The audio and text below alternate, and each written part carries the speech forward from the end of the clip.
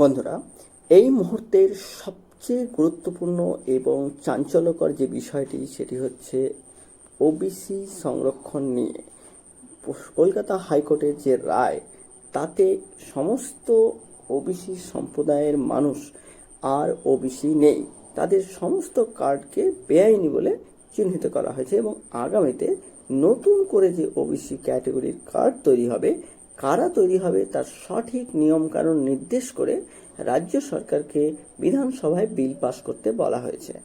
তাতে কি বলা হয়েছে?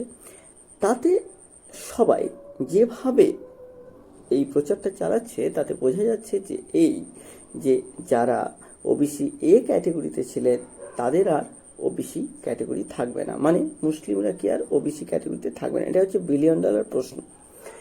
আমাদের প্রধানমন্ত্রীও অনেকবার বলেছেন ধর্মের ভিত্তিতে আর সংরক্ষণ দেওয়া হবে না। তো বন্ধুরা, আজকে দেখে নেই অ্যাকচুয়ালি ব্যাপারটা কি ঘটতে চলেছে। ভারতের কনস্টিটিউশনে কি বলা আছে?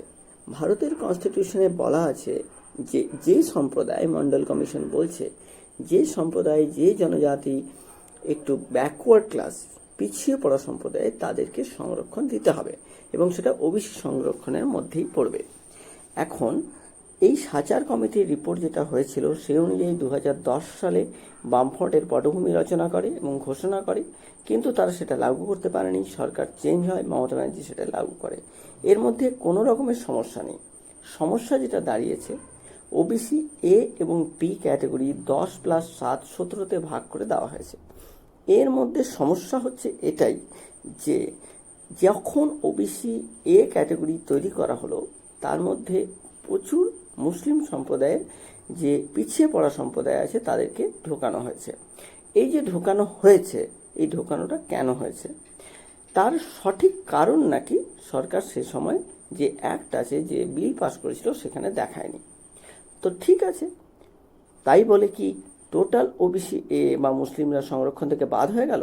এমনটা কিন্তু না।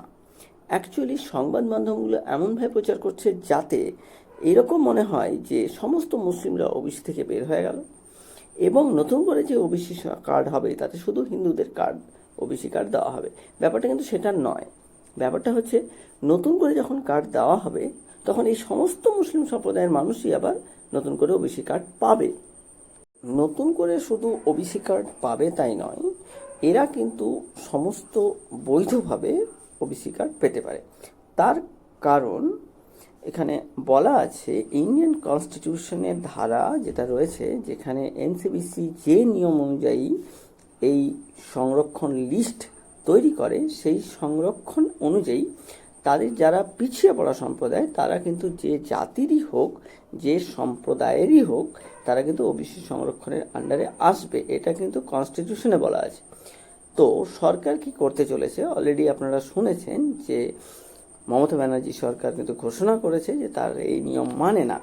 কিন্তু বন্ধুরা, সরকার এই নিয়ম মানতে বাধ্য হবে এবং সেই নিয়ম অনুযায়ী যে সম্প্রদায়কে ওবিসি তালিকাভুক্ত করা হবে তাদের সঠিক কারণ কিন্তু নির্দেশ করা হবে। যে ভুলটা আগে হয়েছিল সেই ভুলটা শুধরে যাবে। তার মানে এই নয় যে সমস্ত ওবিসি এ ক্যাটাগরি বাতিল হবে, ওবিসি বি শুধু থেকে যাবে, তা নয়। এর মধ্যে কিছু সংযোজন বিয়োজন হতে পারে, কিন্তু আর একটা বিষয় এখানে ভাবা হচ্ছে যে টোটাল যে 17% সংরক্ষণকে 10+7 ভাগ হয়েছিল, সেটা হয়তো উঠে যেতে পারে।